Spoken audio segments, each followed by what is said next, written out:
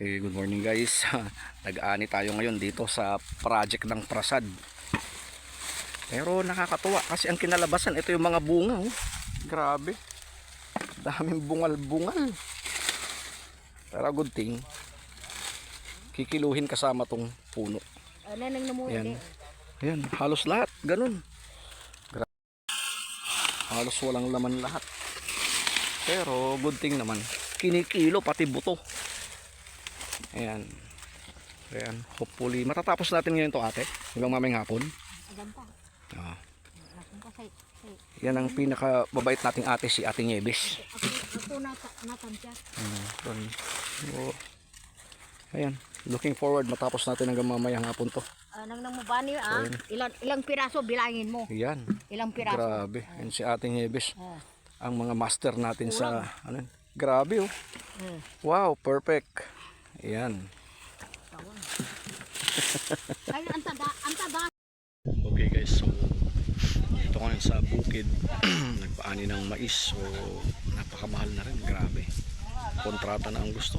Isang araw na isang tao, 450. Pakabigat.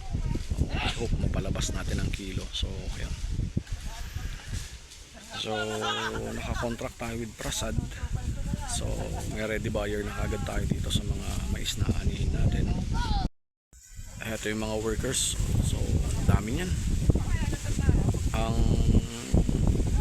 pito dyan is 450 ang bayad, and then the rest ano lang, it's like per sako lang yung mga kapuno, yung mga extra. So looking forward na na mapalabas natin yung ating capitalization dito. One way to build your cash flow talaga is like humanap ka ng extra way kung paano makikita, and one thing na pwede mong gamitin is kung may lupa ka, may spare na lupa kaya pwede mong taniman. Yan.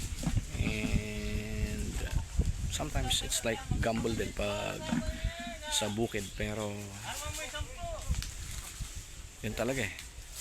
Looking forward na okay naman tong tawag dito, itong maani natin yan. So later on, kilo ang pag-uusapan natin. So hinahakot na at kikiluhin dun sa pagde-deliver natin.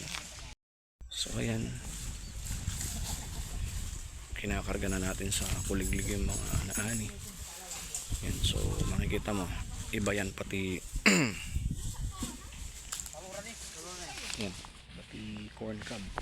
pati corn cob nabebenta dyan. So ayan na yung bukid namin, yan, naani na. So aabangan ko yan dun sa weighing area. So tara na, punta tayo dun. So ito na tayo dun sa weighing area ng Prasad. So dito natin dinideliver yan. Ito na yung ani natin, paparating pa lang. Ayun.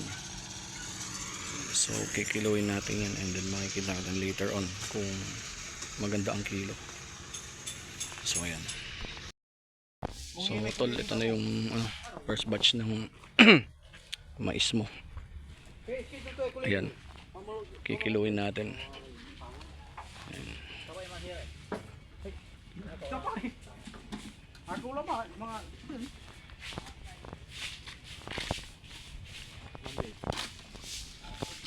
tod one on singa sana ko lang sa pagitan. So ito yung coordinators natin, tsaka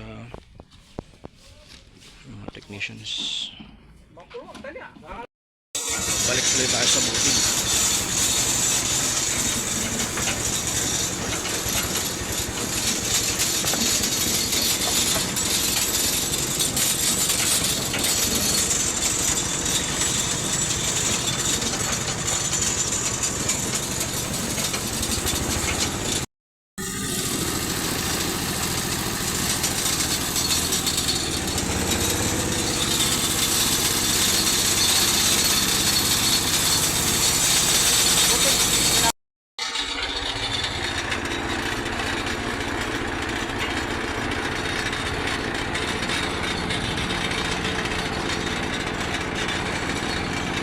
Tapos na siguro nila.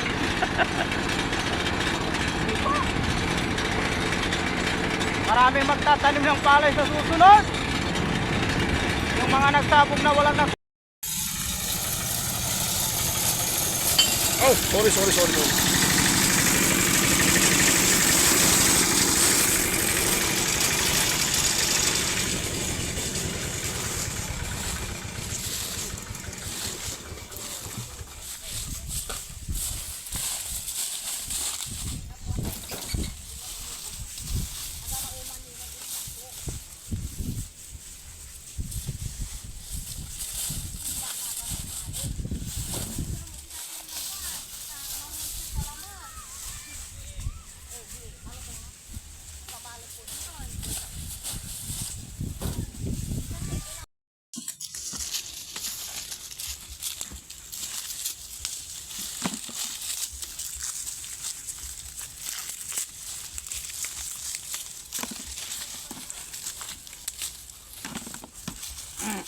Grabe